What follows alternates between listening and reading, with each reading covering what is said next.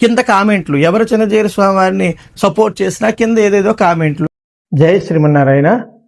ప్రస్తుతం నడుస్తున్నటువంటి ఈ అంశం పైన ఎవరెవరు ఎన్ని వివరాలు లేదా ఆధారాలు లేదా మరొక అంశాలు చూపిస్తూ ఉన్నా ఇరువైపులా కూడా ఎక్కడా కూడా ఈ విషయం అనేటువంటిది ఆగేటువంటి పరిస్థితులు కనిపించడం లేదు. ఎవరో ఒకరు దీనిని అలా కొనసాగించడానికి ప్రయత్నం చేస్తూ ఉన్నారు. దయచేసి అర్థం చేసుకోండి. ధర్మరక్షకులు, అదేవిధంగా సనాతన ధర్మాన్ని రక్షించాలి అని అనుకుంటున్నటువంటి వారందరూ కూడా ఈ విషయం పట్ల చాలా జాగ్రత్తగా ఆలోచించాలని మేము కోరుతూ ఉన్నాం. ఎందుకంటే చిన్న అంశాలను గనక మనం కూలంకషంగా ఆలోచించినట్లయితే ఈ విషయం వెనకాల ఏమున్నది అనేటువంటి మనకి ఒక కనువిప్పు కలిగేటువంటి అవకాశం ఉంటుంది అనేది మా అభిప్రాయం. ఎందుకంటే స్వామివారి పట్ల, చిన్నజీయర స్వామివారి పట్ల ఎప్పటికప్పుడు ఏదో ఒక వివాదాన్ని చేయడానికి ప్రయత్నం చేస్తున్నారు తెర వెనకాల ఎవరో. ఆ ఎవరో చేసినటువంటి పనిని మిగిలిన వారందరూ కూడా ఎమోషనల్గా దీన్ని తీసుకుని అక్కర్లేనటువంటి వివాదాలన్నీ జరుగుతూ ఉన్నాయి. ఒక్క క్షణం ఆలోచన చేయండి. స్వామివారు అసందర్భంగా మాట్లాడుతూ ఉన్నారు, అసందర్భంగా వారికి ఎప్పుడు ఏది నచ్చితే అది మాట్లాడేస్తూ ఉన్నారని దాని కింద మరలా ఏవేవో రకరకాల కామెంట్స్ పెడుతూ ఇష్టానుసారంగా మాట్లాడుతున్నారు. అదేవిధంగా ఇలా మాట్లాడుతున్నటువంటి వారి యొక్క విషయాలు చూసి బాధ కలిగి మరలా ఏదైనా జీయర స్వామి వారి తరపున ఎవరైనా మాట్లాడినట్లయితే మళ్ళీ వారిని ఏదో ఒక రకంగా విమర్శిస్తూ రకరకాలుగా దీన్ని కొనసాగిస్తూనే ఉన్నారు. అంటే ఎవరు మాట్లాడేటువంటి హక్కు అందరికీ ఉంటుంది, అభిప్రాయాన్ని తెలియజేసేటువంటి హక్కు అందరికీ ఉంటుంది. అదేవిధంగా ఏ విషయం పట్లనైనా చర్చ చేసేటువంటి హక్కు అందరికీ ఉంటుంది. ఇప్పుడు చర్చ పెద్దవాళ్ళ మధ్య జరుగుతుంది కదా, అందరూ ఎందుకు దూరుతుందంటే మరి అందరూ దూరుతున్నప్పుడు యువతలు కూడా అందరూ మాట్లాడేటువంటి అవకాశం ఉంటుంది ఖచ్చితంగా. ఇది జాగ్రత్తగానే ఆలోచించుకోవాలి. ఒకరు తన స్థాయి మర్చిపోయి పెద్దవారిని నిందిస్తున్నప్పుడు మరొకరు కూడా వారు యువతలు ఉన్నటువంటి పెద్దవారిని నిందిస్తూ ఉంటారు. మరి అలా నిందిస్తూ మాట్లాడుతూ ఉంటున్నప్పుడు మరి సహజంగా అవి జాగ్రత్తగా తీసుకోవాలి తప్ప మరలా దీన్ని ఇంకొక రకంగా మనం ముందుకు వెళ్ళడానికి వీలుండదు. దీని అంతటికీ పరిష్కారం ఒక్కటే. ఎవరో ఏదో కుట్ర చేస్తున్నారు అనేటువంటిది, లేదా దీని వెనకాల ఎవరో ఏదో నడిపిస్తున్నారు అనేటువంటిది మనం అందరం మాత్రం జాగ్రత్తగా అర్థం చేసుకోవాలి. ఎందుకు చిన్నజీయర స్వామి వారి పైన మాత్రమే ఈ విధంగా వారు ఫోకస్ పెట్టి ఎప్పటికప్పుడు ఆ అర్ధరాత్రి జరిగినటువంటి ప్రసంగాన్ని తెల్లవారి నాటికి కట్ చేసి మరీ వీడియోలుగా ప్రచారం చేయడం జరుగుతుంది. ఎప్పుడెప్పుడో పాత వీడియోలో క్లిప్పింగ్స్ ముందు వెనకాల లేనటువంటివి కట్ చేసి పెట్టడం జరుగుతుంది. ఇది కదా మనం స్మార్తులమైన లేదా అద్వైత సంప్రదాయస్తులమైన ఏదైనా అందరూ హిందువులు అని అనుకుంటున్నారు కదా, దాన్ని మనం అర్థం చేసుకోవాలి. ఎందుకు ఇలా జరుగుతుంది, ఎవరు చేస్తున్నారు ఈ పని అనేటువంటిది. అంటే ఇక్కడ పక్కాగా ఎప్పుడైతే సమతామూర్తి అనేటువంటి బృహత్ రామానుజాచార్య స్వామి వారి యొక్క ఆవిర్భావము అక్కడ జరిగిందో అప్పటి నుండి ఈ వివాదాన్ని ఏదో రకంగా స్వామివారి మీదకి తీసుకొస్తూ ఉన్నారు. ఎందుకు ఆ పని జరుగుతుంది, ఎవరు చేస్తున్నారు ఆ పని, ఎవరో చేస్తూ ఉంటారు. వారి సంగతి భగవంతుడే చూసుకుంటాడు. అది పెద్దవారు ఏదైనా ఉంటే తెలుస్తుంది. కానీ సామాన్యులమైనటువంటి మనం అందరం కూడా ఆ ట్రాప్లో దయచేసి పడవద్దు. ఒకరికొకరు మనోభావాలు దెబ్బ తీసుకునేటువంటి విధంగా ప్రవర్తించవద్దు. చిన్నజీయర స్వామి వారి అన్న మాటలు మొట్టమొదటిగా వారే అన్న మాటలు కాదు. గతంలో కూడా చాలామంది ఇటువంటి మాటలు అన్నారు. అది అవి వైరల్ కావడం లేదు, వివాదాలకి దారి తీయడం లేకుండా స్వామివారు ఏ మాట ఎక్కడ వారి యొక్క శిష్యులతో ఆంతరంగికమైనటువంటి సమావేశాల్లో దీక్ష ఇస్తున్నప్పుడు చెప్పినటువంటి మాట వివాదం చేస్తూ ఉంటారు.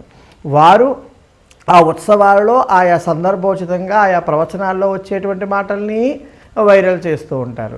ఇలా వారి యొక్క మాటల్ని ముందు వెనకాల కట్ చేసి వైరల్ చేయడానికే ఒక పనిగా పెట్టుకుని కొంతమంది ఎందుకున్నారు, ఇది మనం ప్రస్తుతం ఆలోచించాలి. ఇప్పుడు ప్రస్తుతం వివాదం శంకరాచార్య స్వామి వారు ఆ మఠాలని స్థాపించలేదు, విద్యారణ్యుల వారు స్థాపించారు. పంచాయతన విధానాన్ని ఆయన పరిచయం చేయలేదు, విద్యారణ్యుల వారు చేశారు అన్నది స్వామివారి యొక్క మాట. వారే మొట్టమొదటిగా అన్నారా? కాదు కదా. ఇదిగో ఇప్పుడు ఈ విధంగా వారు నిజంగా వారి యొక్క ఛానల్ ఎవరు చూస్తారండి? స్వామివారికి సంబంధించినటువంటి ఆ యొక్క యూట్యూబ్ ఛానల్ వారు ఏమైనా ప్రెస్ మీట్ పెట్టి ఏమైనా చెప్పారా అండి? కాదు కదా. వారు ఆ బ్రహ్మోత్సవాలు జరుగుతుంటే అక్కడ ఉన్నటువంటి భక్తులకి వారి యొక్క ఛానల్ రెగ్యులర్గా ఫాలో అయ్యే వాళ్ళు ఎవరు ఉంటారండి? స్వామివారి యొక్క శిష్యులే ప్రధానంగా మెజారిటీ వాళ్ళే ఉంటారు. అలా మరి చిన్నజీర స్వామి వారు కొంతమంది అంటున్నారు ఆయన యొక్క స్థాయి చాలా పెద్దది కదండి, ఆ స్థాయిలో ఇలా మాట్లాడితే ప్రజల్లో చాలా కన్ఫ్యూజన్స్ వచ్చేస్తాయి కదండి అని అంటూ ఉన్నారు చాలామంది. మరి చిన్నజీర స్వామి వారు వారి యొక్క ప్రవచనాల్లో స్వీయ ఆరాధన సర్వ ఆధరణ అనే మొక్కని ఎందుకు ప్రచారం చేయరు? అదేవిధంగా మాధవ సేవగా సర్వప్రాణి సేవ అని వారు ప్రచారం చేయరు. మరి ఇది ఎందుకు ప్రచారం చేయరు అంటే ప్రజలందరూ చూసి ఎమోషనల్గా వారి యొక్క ఛానల్ ఫాలో అయిపోయి వారు ఏం చెప్పితే అది చేసేస్తున్నారని కొంతమంది చెప్తున్నారు. అలా అయితే వారి యొక్క ప్రవచనాల్లో చాలా అద్భుతమైనటువంటి చాలా అంశాలు వస్తూ ఉంటాయి. రామాయణ, మహాభారత, అదేవిధంగా భాగవతాది ఆళ్వారుల యొక్క గ్రంథాలు వారు చెబుతూ ఉన్నప్పుడు వచ్చేటువంటి అద్భుతమైనటువంటి శ్రీ సూక్తులు ఎన్నో ఉంటాయి. మరి అవన్నీ ఎందుకు ప్రచారం చేసి వైరల్ చేసి ఏనాడైనా చిన్నజీర స్వామి వారి నోటంటే ఒక అద్భుతమైనటువంటి ఇది వచ్చింది అని చెప్పి ప్రచారం చేశారా? మానవాళికి ఉపయోగపడేటువంటి మానవుడు ఎలా ఉండాలో అని చెప్పడానికి రామాయణం ప్రతి సంవత్సరం చైత్రమాసంలో స్వామివారు 9 రోజుల పాటు రాముడి గురించి చెబుతూ ఉంటారనమాట. మరి అందులో ఉండేటువంటి మంచి అద్భుతమైనటువంటి ఎన్నో శ్రీ సూక్తులు వస్తాయి. అది ఏ రోజైనా అలా ప్రచారం చేస్తున్నారా? చేయడం లేదు. ఆ ఛానళ్ళన్నీ ఎవరు చూస్తారండి? స్వామివారి యొక్క అనుయాయులు మెజారిటీగా వారే చూస్తారు. కానీ అలా వారి యొక్క ఛానల్లో సందర్భోచితంగా జ్యోతిర్మఠం కోసం చెప్తున్నటువంటి సందర్భంగా బద్రీనాథ క్షేత్రం కోసం చెబుతూ వారు ఇది చెబితే రాత్రికి రాత్రి దాన్ని కట్ చేసి తెల్లవారేసరికి మొత్తం ప్రపంచాన్నంతా వ్యాప్తి చేసి ఎక్కడ ప్రతి తెలియనటువంటి వారికి తెలిసినటువంటి వారికి అసలు అద్వైతం అంటే ఏమిటో, విశిష్టాద్వైతం అంటే ఏంటో, ద్వైతం అంటే ఏమిటో, సిద్ధాంతాలు, ఆగమాలు, పురాణాలు ఇవేమీ తెలియనటువంటి ఒక సామాన్యమైనటువంటి జనానికి కూడా దాన్ని చేరవేసి టీవీల్లో రచ్చలు చేసేవి, డిబేట్లు పెట్టి ఆ డిబేట్లు కూడా ఎలా చేస్తున్నారు? ఏకపక్షపు డిబేట్స్. అంటే అందరూ స్వామివారిని ఎవరెవరైతే తిట్టాలో వాళ్ళందరినీ పోగేసి అక్కడ పెట్టి తిట్టించడానికే డిబేట్లు లాగా ఉన్నాయన్నమాట. ఏమిటండి ఇది ఒక్కసారి ఆలోచన చేయండి. ఇది ఇప్పుడు శంకర మఠాలు శంకరాచార్య స్వామి వారు స్థాపించలేదు చతురామ్నాయ మఠాలు అని అన్నప్పుడు వారే మొదటిగా అనలేదని తేలిపోయింది కదా. అందుకే మేము గత వీడియోలో అన్నాం. ఇప్పుడు ఈ విషయాలన్నీ బయటకు వస్తున్నాయి. దీని మీద పెద్ద రీసెర్చ్లు జరుగుతున్నాయని గతంలో పూర్వపు పీఠాధిపతులు, శంకరాచార్యులు పీఠాధిపతులు చాలామంది కూడా ఈ అభిప్రాయాన్ని వెళ్ళబుచ్చారని ప్రస్తుతం జరుగుతున్న రీసెర్చ్ల్లో కూడా ఈ మఠాలైన విషయంలో ఒక విధమైనటువంటి ఒకేటువంటి భావాలు కానీ, ఒకే చరిత్ర కానీ, ఒకే ఒక పరంపరకు సంబంధించిన వివరాలు కానీ ఏమీ లభించడం లేదని ఇన్ని విషయాలు బయటికి రావడానికి కారణం ఎవరయ్యారు? ఇప్పుడు స్వామివారి యొక్క వీడియోని అలా వైరల్ చేసింది ఎవరు? జీర స్వామి యొక్క ఛానల్లోంచి ఆ మొక్క వైరల్ అవ్వలేదు కదా. దాన్ని వైరల్ చేసింది ఎవరు? ఎందుకు చేశారు? ఇంత రచ్చ చేసింది ఎవరు? ఇప్పుడు శంకరాచార్య స్వామి వారి మీద ఉన్నటువంటి అభిప్రాయంలో కొంతమందికి అనుమానాలు కలిగే అవకాశం ఉంటుందా? శంకరాచార్యుల మీద అనుమానం ఉండదు. మఠాల విషయంలో వారు స్థాపించారా లేదా, ఓహో ఇన్ని అభిప్రాయాలు ఉన్నాయా, ఇంత చరిత్ర జరుగుతుందా, దీని వెనకాల రీసెర్చ్ జరుగుతుందా, దీని మీద ఒక ఆయన రియల్ ఎస్టేట్ వ్యాపార శంకరాచార్య స్వామి ఏమైనా అని అన్నారు. మరే ఆయన వీడియోని ఇప్పుడు వైరల్ ఎందుకు చేయట్లేదు? ఆయన మీద ఎందుకు పోరాటానికి వెళ్ళరు? ఆయన మీదకి ఎందుకు ఇది చేయరు? చెయ్యమని మేము అనడం లేదు. ఎందుకు ఈ ఏకపక్ష ధోరణి, పక్షపాతపు ధోరణి ఎందుకు చేస్తున్నారు అంటే ఎందుకో ఇది ఒక వైష్ణవం మీద ఒక దాడిలాగా అనిపిస్తుంది. ఎవరో కుట్ర పన్ని హిందువుల్లో స్ప్లిట్ చేయడానికి ఈ విధంగా చేస్తున్నారు. దయచేసి అర్థం చేసుకోండి. అంటే ఈ వైష్ణవ మతము వైష్ణవ సంప్రదాయాన్ని ఒక బూచిగా చూపించి లోకంలో ఏదో ఒక పబ్బం గడుపుకోవడానికి ఎవరో ప్రయత్నం చేస్తున్నారు. దయచేసి హిందూ సమాజాన్ని ఏకం చేయాలని అనుకుని ఉన్న వాళ్ళందరూ కూడా ఈ పని చేయండి. ప్రియ ఆరాధన సర్వ ఆధరణ అనే నినాదంతో వెళుతున్నటువంటి చిన్నజీయర స్వామి వారి మాట ప్రధానంగా మనం తీసుకుంటామా, లేదా ఈ విధమైనటువంటి విభిన్నమైనటువంటి వాదాలు తీసుకున్నటువంటి వారి యొక్క మాటను మనం తీసుకుందామా? మాధవ సేవగా సర్వప్రాణి సేవ అని చెప్పి అనేకమైనటువంటి ప్రతి ప్రాణి గురించి ఆలోచించేటువంటి స్వామివారి మాట మనకు ఆదర్శం అవుతుందా, లేకపోతే రకరకాలుగా మనల్ని మభ్యపెట్టి మాయ పెట్టేటువంటి వారి యొక్క మాటలు మనకి ఆదర్శం అవుతాయా? ఒక్కసారి ఆలోచన చేయండి. ధర్మాన్ని రక్షించుకోవడానికి కంకణం కట్టుకున్నాం మేము అని అనుకుంటున్నటువంటి వారందరూ కూడా ఈ విషయాన్ని ఆలోచన చేయాలి. ఈ వివాదపు శంకర మఠ స్థాపన గురించి, పంచాయతనం గురించి అయితే జీయర స్వామి వారు శివద్వేషి, జీయర స్వామి వారు శంకరాచార్యుల వారిని అవమానించారు, ఒక గురువు గారు ఇంకో గురువుని అలా అనొచ్చా, అసలు ఈయన గురువు అయ్యే అవకాశం ఎక్కడుంది, ఈయనేమో అది ఇదేమో అది అంటూ ఏవేవో మాట్లాడేస్తూ ఉన్నారే. ఏమిటండి అది? ఎక్కడైనా మనం ఈ మాటలు జరిగినవేమిటి? శంకరాచార్య స్వామి వారిని జీయర స్వామి వారు ఎక్కడైనా తక్కువ చేసినట్లుగా మాట్లాడిన వీడియో క్లిప్ మీ దగ్గర ఏమైనా ఉన్నదా? ఎవరి దగ్గరైనా ఉన్నదా? శంకరాచార్యుల వారు సిద్ధాంత ప్రకారంగా అద్వైతమైతే అయి ఉండవచ్చును, కానీ ఆయన పరమ వైష్ణవుడు. ఆయన చాలా గొప్పగా భాష్యాలన్నీ రాశారు. వైదిక ధర్మానికి చేసినటువంటి సేవ ఇంత అంతా కాదని ఆయన చెప్పిన వీడియోలు అనేక ఉన్నాయే. శంకరాచార్యుల వారిని కించపరచడం ఏంటండి? జీయరస్వామి వారు శంకరాచార్యులను ఎక్కడ కించపరిచారండి? కైలాస గిరి పరిక్రమ చిన్నజీయర స్వామి వారు ఎప్పుడో దశాబ్దాల క్రిందట చేశారు కదా. మరి శివద్వేషం ఉంటే అది చేస్తారా అండి? ఆలోచన చేయండి. మహాకాళేశ్వర దేవాలయానికి వెళ్ళారు కదా, అది శివద్వేషం ఉంటే చేస్తారా అండి? ఆలోచన చేయండి. గతంలో ఎప్పుడో మాకు ఇక్కడ ఉన్నటువంటి స్థానికంగా ఉండేటువంటి మాకు పెద్దలు చెప్తే మేము విన్నాము, ఆ కోనసీమలో అన్ని పొంగి వచ్చి కొట్టుకుపోయినప్పుడు శివాలయ స్థానాల్లో శివాలయాలు కట్టించారట, రామాలయాల స్థానాల్లో రామాలయాలు కట్టించారట. మరి ఇవన్నీ ఎందుకు మర్చిపోతున్నారు? శివద్వేషం ఎక్కడ కనిపిస్తున్నదండి?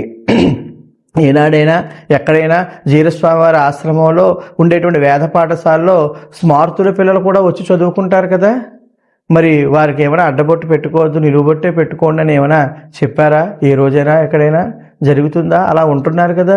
అదేవిధంగా జీయరస్వామి వారు ఇచ్చేటువంటి పురస్కారం ఏదైతే ఉందో ఇవి అందరూ చెబుతున్నాం, అయినా ఎందుకో బురకెక్కడో లేదు. ఆ జీయర పురస్కారంలో ప్రతి సంవత్సరం ఇచ్చే జీయర పురస్కారంలో అడ్డబొట్ల వారికే కదండి ఎక్కువ ఇస్తున్నారు. అక్కడ భగవంతుని యొక్క ధర్మస్థాపన కోసం చిన్నజీయర స్వామి వారు చేస్తున్నప్పుడు అది నిలువుబొట్ట, అడ్డబొట్ట, ఆ శివభక్తుడా, విష్ణు భక్తుడా, అమ్మవారి భక్తుడా అని చూడడం లేదండి. ఈ కులమా ఆ కులమా అని ఏమి చూడడం లేదండి.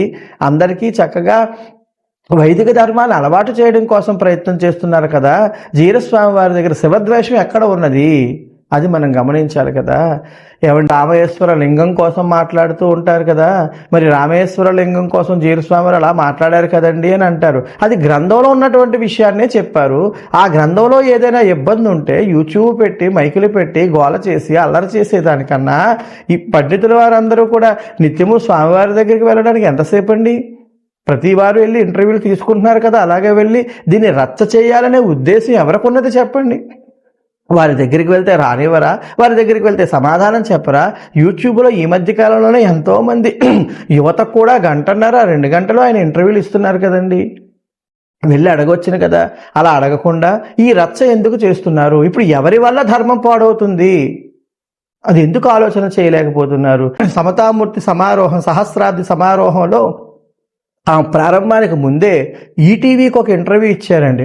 అందులో ఆ యాంకర్ గారు అడుగుతారు, ఏమండి భగవద్రామానుజులని ఎందుకంటారు, మిగిలిన వారిని ఎవరిని ఎందుకు అనరు అని అంటే, ఎందుకనరు? శంకర భగవత్పాదులు అని అంటారు కదా.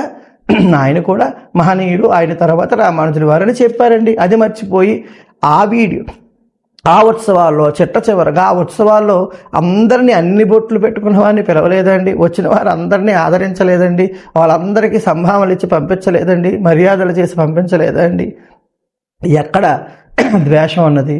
ఎందుకు ఈ విధంగా ఎదిరింద చేసుకుంటున్నారు? ఎందుకు చిన్నజీయర స్వామి వారి మీద మాత్రమే ఈ విధంగా చేయడానికి కొంతమంది ఎవరో చేసినటువంటి కుట్రకి అందరూ ఇందులో ఎందుకు భాగస్వామి అవుతున్నారు? కింద కామెంట్లు, ఎవరు చిన్నజీయర స్వామి వారిని సపోర్ట్ చేసినా కింద ఏదేదో కామెంట్లు, ఎందుకు మీ వాడు వీడు ఏమిటండి ఇది? అది అసలు అలా అనాల్సిన మాటలేనా? ఎవరైనా శంకరాచార్యులు వారిని స్వామివారు ఏమన్నారు? పరమ వైష్ణవుడు అన్నారు. ఇప్పటికైనా సరే ఆలోచన చేయండి. జై శ్రీమన్నారాయణ.